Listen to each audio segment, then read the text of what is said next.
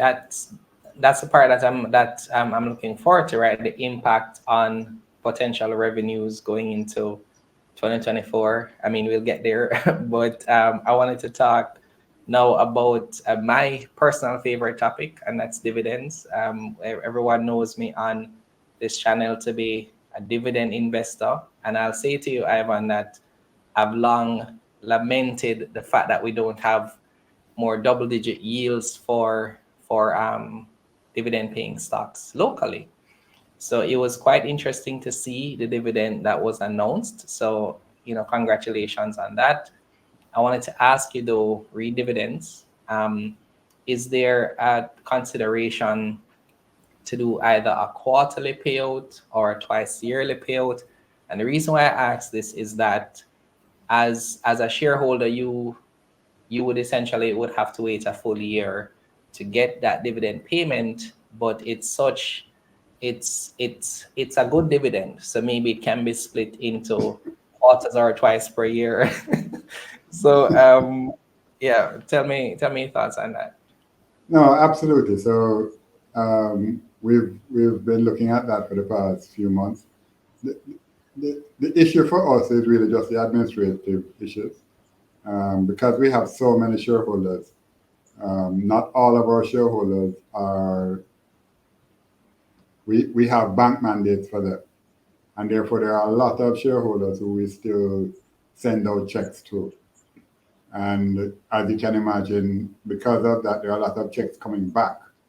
So the administration of that process gets very difficult. This year, we're encouraging more and more of our customers to ensure they have their mandates in place with their brokerage houses.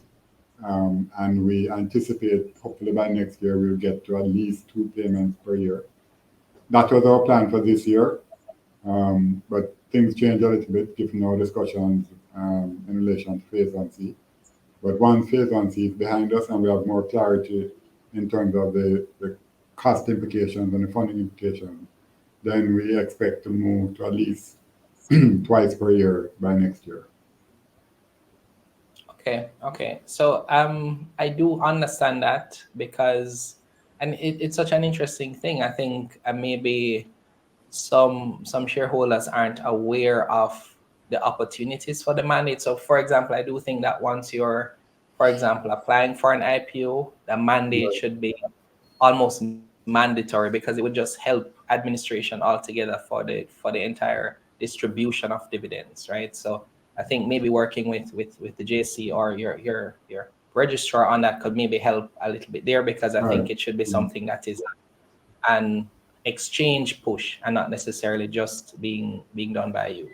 So the next question that I have for you is, how do you see the dividend progressing as you go throughout the years? Are you hoping to increase the yield based on IPO price? What do you see there in terms of potential? Right. So if you look at our IPO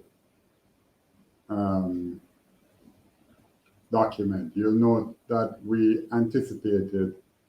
Well, first of all, our dividend policy is to try and maximize the payment of dividends to shareholders, taking into account, the normal operating financial requirements of our various agreements, and obviously taking into account the initiative that we talked about earlier, the investing in those rounds, etc. But once we have those things covered, then we expect to pay out almost all the additional funds.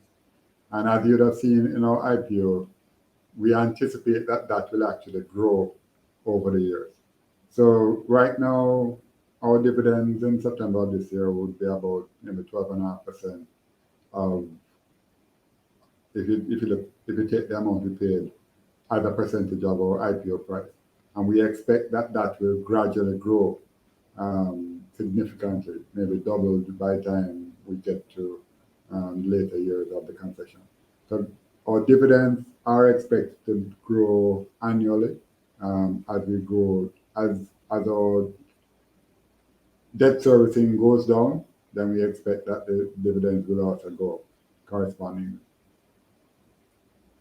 So essentially, the more money you save, the more money you make, the more efficiencies that you can bring about, it goes right to the bottom line to shareholders' Exactly. benefit. And the more we pay off the bondholders for the loans that we have, then obviously the more funds will be available to pay the shareholders. Okay, interesting. So, this is a wild question. I just still have to ask: is there any point in the future you see maybe a quarterly dividend or maybe even a monthly dividend? I mean, I just see the limitless, potential for Trans Jamaica.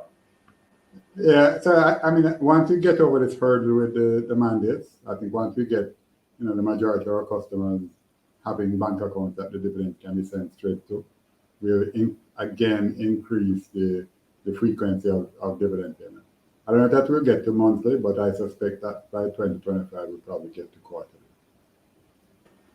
Quarterly would definitely be good. It would be interesting to see that, especially as the yield increases. I just think that there's a certain amount of, I mean, again, this is how I just see Trans Jamaica, that it's infrastructure, right? So the usage is expected to go up over time. The use of cars, the type of car won't matter.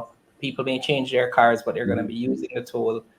And so as we get more populated, as there are more developments, it only serves to be a staple pretty much for the market. So they're just great opportunities there, I see.